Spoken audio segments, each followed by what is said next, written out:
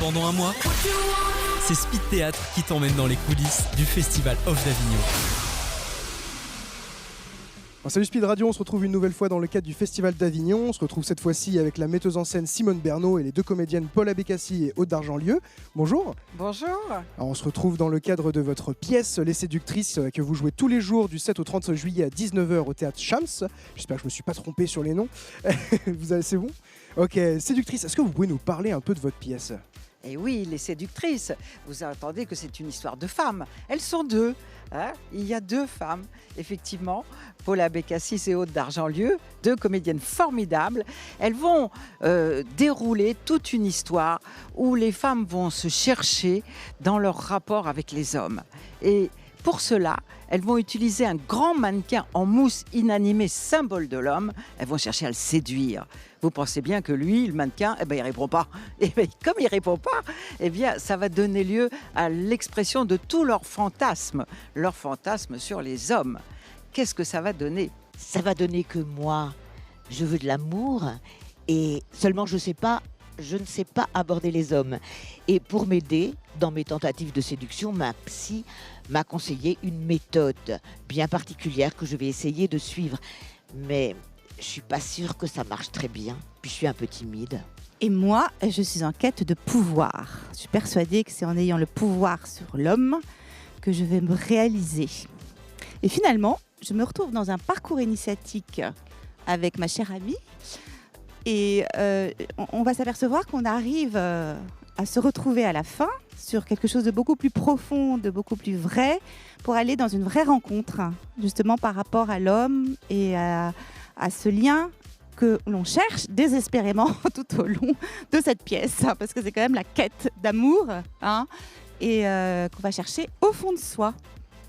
Et on se découvre soi-même aussi, finalement. Qu'est-ce qu'une femme ?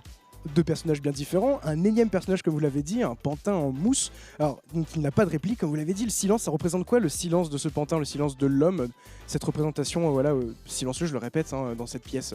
Eh bien, ça symbolise que, en fait, ces femmes vont être en face de leur propre imaginaire intérieur, leur propre inconscient, puisque justement cet objet symbolique ne leur répond pas.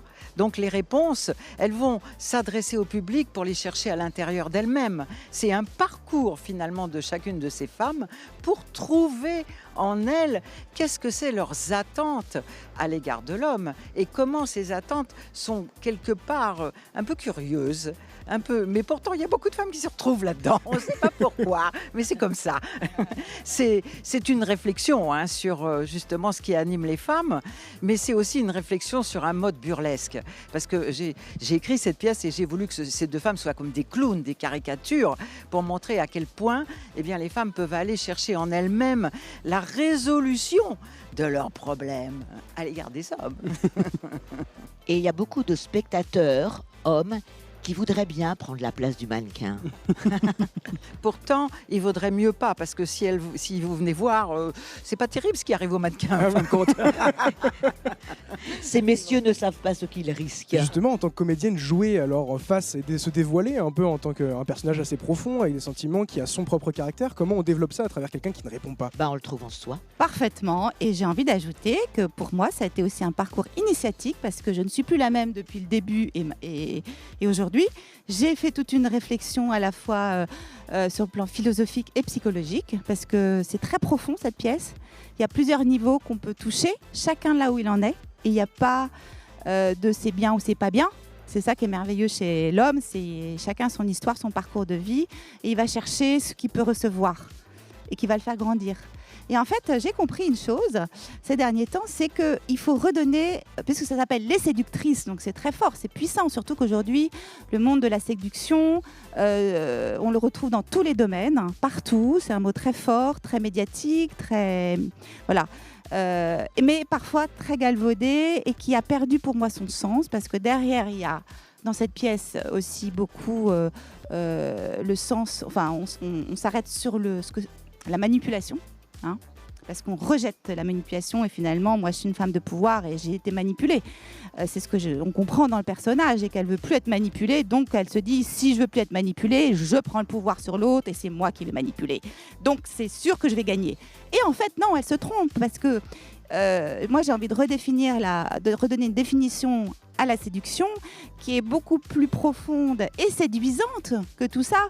C'est aller chercher, comme disait Paul, cette vérité qu'on a en nous, ces ressources, ces capacités créatives et créatrices pour donner le meilleur de soi. Et quand on a été chercher tout ce trésor qui est en nous, on peut aller vers l'autre dans une vraie rencontre parce qu'on va grandir soi-même et faire grandir les autres. Et le mannequin est là justement pour leur permettre de réaliser ça. C'est un révélateur, le mannequin. Alors, comme vous l'avez dit, une nouveauté de la vision sur cette séduction, c'est vrai qu'on vit dans une société où c'est souvent l'homme qui séduit, beaucoup plus la femme, comme dans une société qui évolue un peu sur ce point-là. Alors justement, inverser les rôles dans cette pièce, ça a quoi? Ça représente un monde qui change, ça représente une critique de la société actuelle, faire passer les hommes pour, je sais pas, des saltimbanques, je ne sais pas, il y a quoi comme message derrière, voilà, cette inversion des rôles? Absolument, parce qu'aujourd'hui, les femmes, elles prennent leur place de plus en plus. Elles veulent se retrouver à égalité, comme des personnes à part entière avec les hommes. Et en fait, c'est ça, un peu le message de la pièce. C'est-à-dire, oui, comment ces femmes vont se révéler elles-mêmes et véritablement prendre leur place à part entière. Et c'est ça l'objectif, c'est l'égalité de place, de rôle entre les femmes et les hommes.